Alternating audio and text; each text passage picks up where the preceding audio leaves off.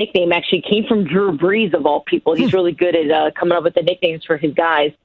And it's actually probably a really fitting nickname because you're going to see a combination of both out there from what I can gather. I feel like for a game like this, let's just start with what the Falcons are preparing for, because you have to figure, they're trying to find out as much information as they possibly can so they can prepare their defense. And I can tell you from talking to them yesterday, their defense is preparing to see Jameis start with Taysom Hill in just a lot of packages. We know how they use him as a weapon in all different parts of their offense.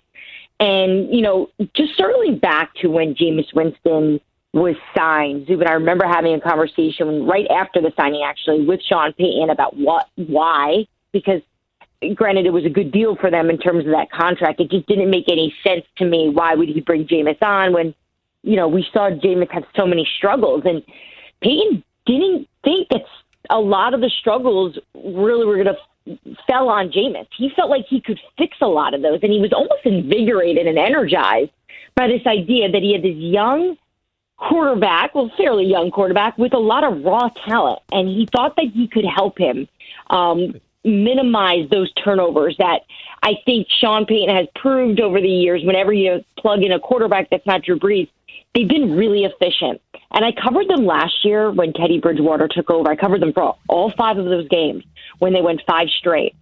And I will say this is what makes the Saints locker room one of the strongest and best, and Key, I know you probably know about them, is they are able to step up in the spaces that they need to when they know their guys are down.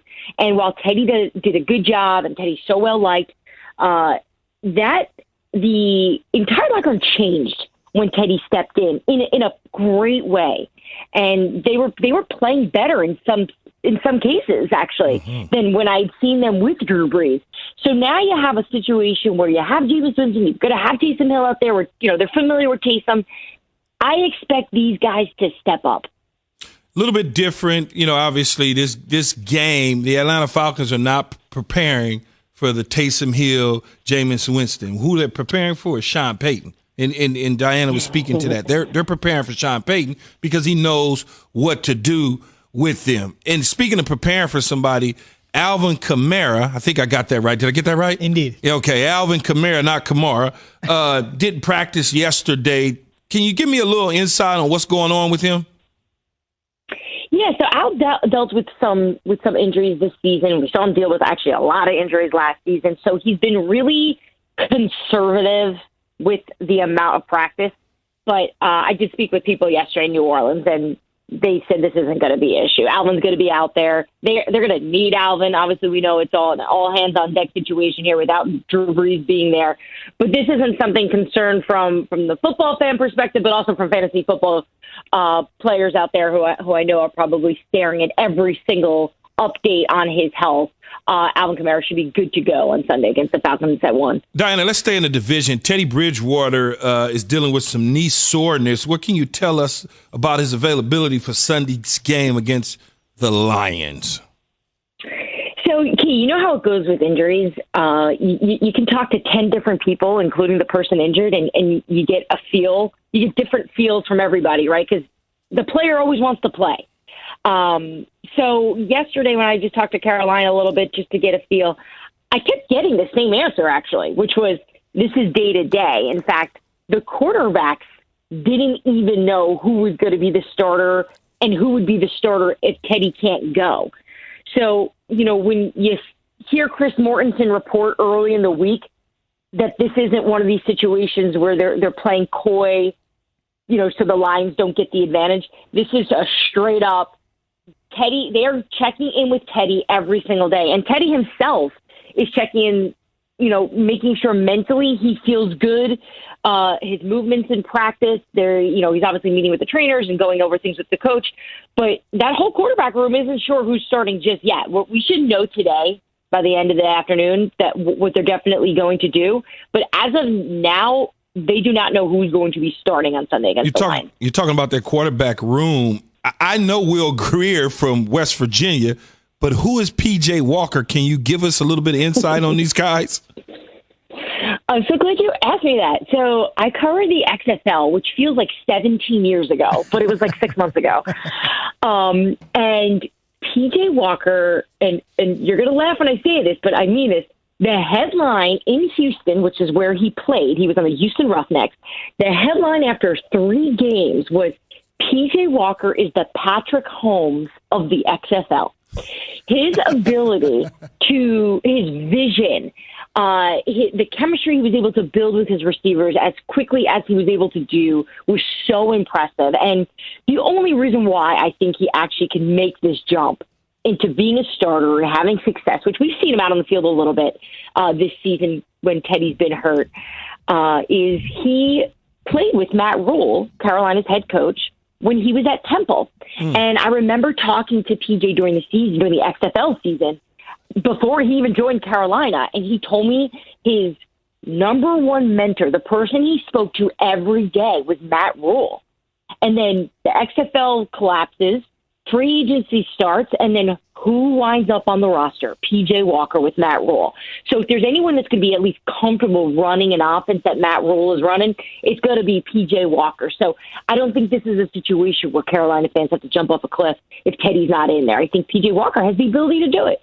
Keyshawn, J. Will, and Zubin, presented by Progressive Insurance. Diana Rossini joins us via the Shell Pennzoil Performance Line. This is my first reset because Key always does resets. I'm glad I finally got one in. Boom. Diana, let me ask you about the last time the Titans and the Ravens played was last year's playoffs. A lot of injuries on both sides. Both teams are trying to find themselves here. Tell us about what you think about those two.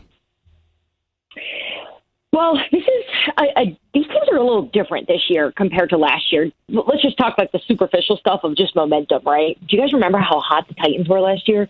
They had just beaten New England in the wild card. It was the first round of the playoffs.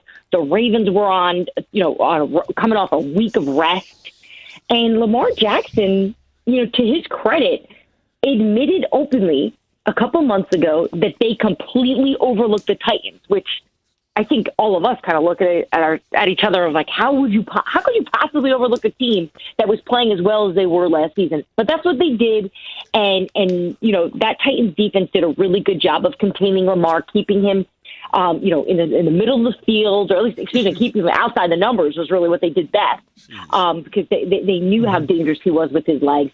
But I think this time around, this is a kind of game where Derrick Henry has the opportunity to really explode. And the injuries is definitely going to be the storyline, guys, headed into this, because both teams are dealing with significant. I mean, I think the Titans had 11 players not practice yesterday. It's insane.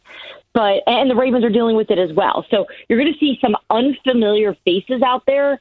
But in terms of the game plan against each other, I think you're going to see a lot of similarity from what we saw last season. No doubt about it. I mean, they ended the Brady era in New England, then they ended the Ravens run prematurely. We'll see what happens on Sunday. Diana, safe travels to the Bayou, and we'll talk to you next week. Safe. Thanks, guys. Thanks, Di. Great stuff. Say, man.